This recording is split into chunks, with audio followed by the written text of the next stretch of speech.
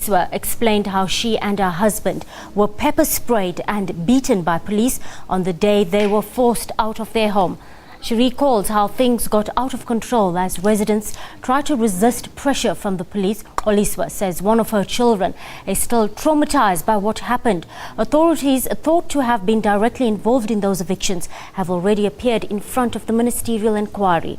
The probe was ordered by Human Settlements Minister, that's Lwandle Sisulu, after hundreds of people were removed from SANRAL land about 2 months ago.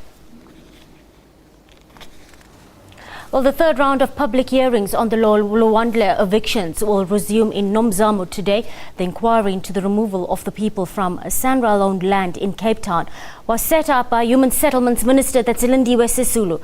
Now, Nomawethu Lwandle is on that developing story and we're live to her now. Good afternoon, Nomawethu. Are you with us? A very good afternoon to you. Look, an opportunity today for those who were directly affected to speak. Take us through the highlights of their testimony, Nomawethu. Well, like you rightfully said, this was the third round of oral public hearings. You'll remember that the first and second round focused mainly on the authorities that were directly involved in the evictions. Now, today it was the people that were directly affected by the evictions, which are the people that were removed from the SANRAL owned land. So people were talking about their experience of those 2 days, which are the 2nd and the 3rd of June. Starting the hearings this morning was a lady named Xoliswa and her husband Albert. And basically, Xoliswa was very, very emotional as she recalled what happened on that day. She said they woke up early in the morning and their houses were surrounded by police telling them that they need to leave their houses as soon as possible. Obviously, with nowhere to go, right in the middle of winter, people tried to resist the pressure from police, but police were hearing none of it, and as a result of those clashes, police used rubber bullets. Police were very brutal and they started beating people up.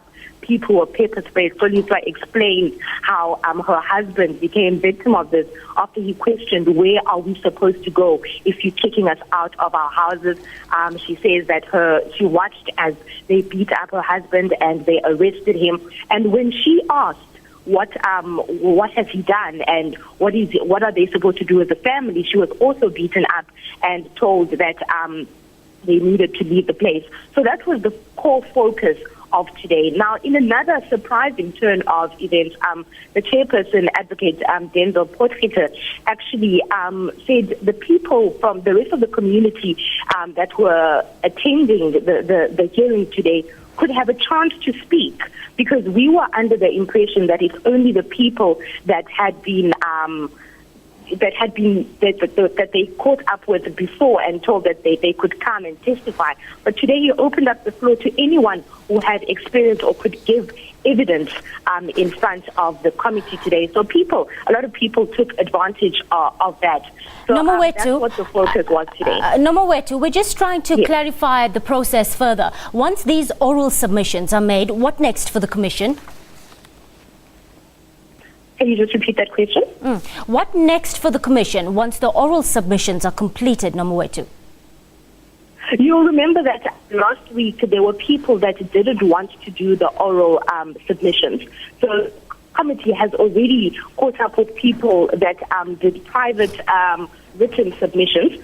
So next week they said they are likely to continue those because they've picked up that there are a lot of people that have information which they need but are not willing to come and do public oral representations. Thank you, Nomawethu. Moving on to other news now.